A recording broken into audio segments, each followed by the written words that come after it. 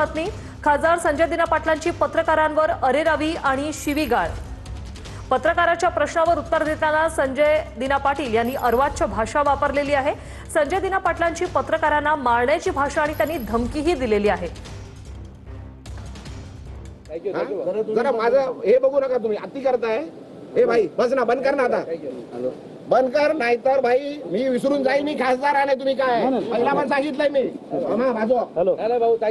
इज्जत करतो, इज्जत करा, सांगतोय बरा.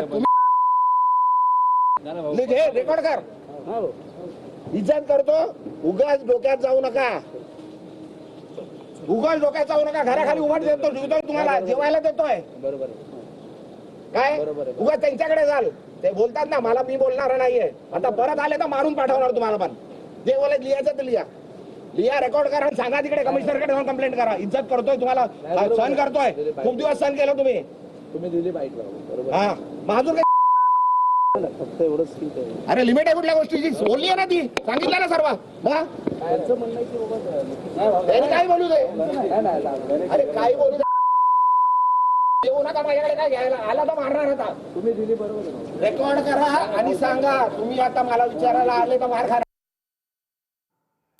तर संजय दिना पाटलांनी पत्रकारांना ही शिवीगाळ केलेली आहे, ती सध्या कॅमेऱ्यात कैद झालेली आहे.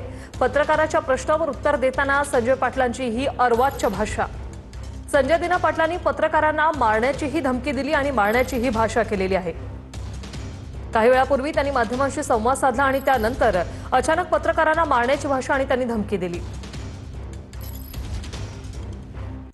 सुषमा अंधारेजी आपल्यासोबत फोनलाईनवरून जोडण्यात आलेले आहेत. सुषमाताई, सगळ्यात आधी आम्ही तुम्हाला ऐकवतो, संजय दिना पाटलांनी पत्रकारांसोबत कोणत्या भाषेत संभाषण केलेलं आहे ते आधी ऐकूया आपण. जरा माझं हे बघू नका, तुम्ही अति करताय. ए भाई बस ना, बंद कर ना आता, बंद कर, नाहीतर भाई मी विसरून जाईल मी खासदार आहे. तुम्ही काय पहिला पण सांगितलंय मी. इज्जत करतो, इज्जत करा, सांगतोय बरा. तुम्ही रेकॉर्ड कर. इज्जत करतो, उगाच डोक्यात जाऊ नका, उगाच डोक्यात जाऊ नका. घराखाली उघड देतो, जेवतोय, तुम्हाला जेवायला देतोय. बरोबर काय उगाच त्यांच्याकडे जाल.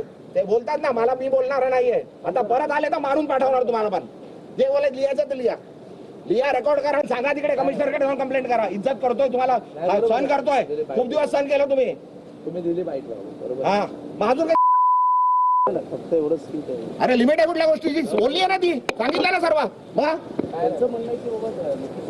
काय बोलू दे, अरे काय बोलू दे. येऊ नका माझ्याकडे, काय घ्यायला आला तर मारणार होता. सुषमाताई, आपण ऐकलेलं आहे पत्रकारांशी अशा प्रकारे बोलणं, काय काय सांगाल? म्हणजे मलाही स्वतःला खरंच वाईट वाटते की अशा इतक्या मगरूर माणसाच्यासाठी मी प्रचार सभा घेतल्यात का. म्हणजे जो माणूस स्वतःचं काम काढून घेण्यासाठी मेनाहून मऊ होऊन अगदी ताईसाहेब वगैरे अशा नम्रतेने खाली मान घालून बोलणारा माणूस, आणि आज मतलब पूरा हो गया तो बस दात निकाल लिए या न्यायाने वागणारा. परंतु हे सगळी मगरुरी, म्हणजे अगदी लोकशाहीचा चौथा खांब म्हणून वावरणाऱ्या पत्रकारांना जर अशा धमक्या दिल्या जात असतील. हे खासदार आहे, तुला खासदार केलं कोणी, तुला खासदार त्याच लोकांनी केलं, तुला खासदार होण्यासाठीच्या तुझ्या बातम्या पोहोचवल्या कोणी, याच पत्रकारांनी पोहोचवल्या. हेच ते पत्रकार असतील ज्यांनी आधी पण प्रचाराच्या सभा वगैरे सर्व दूर पोहोचवल्या. आणि आज अचानक मी खासदार आहे, मी काहीही करू शकतो, डोक्यात जाऊ नका. डोक्यात जाऊ नका म्हणजे काय, पत्रकारांचे खून करणार काय, पत्रकारांचा जीव घेणार. आणि एक खासदार खुले आम धमकी देतो तर राज्याचे गृहमंत्री काय करतात?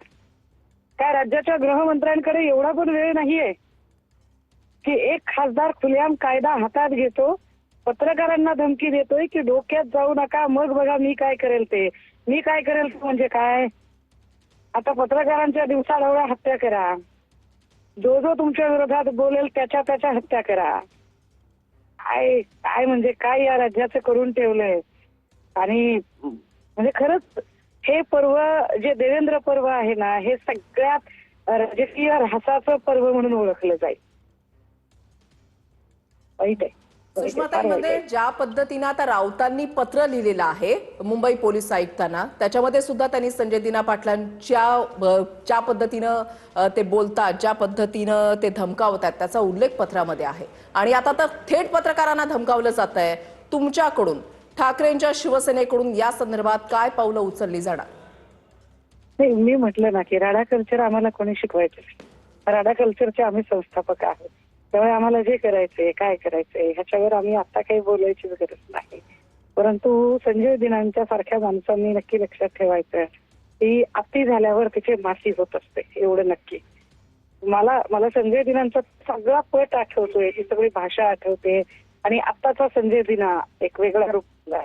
म्हणजे सत्ता हाताशी असल्यावर, पैसा हाताशी असल्यावर काय पद्धतीने माणसं वागू शकतात. आणि ही गुंडागर्दी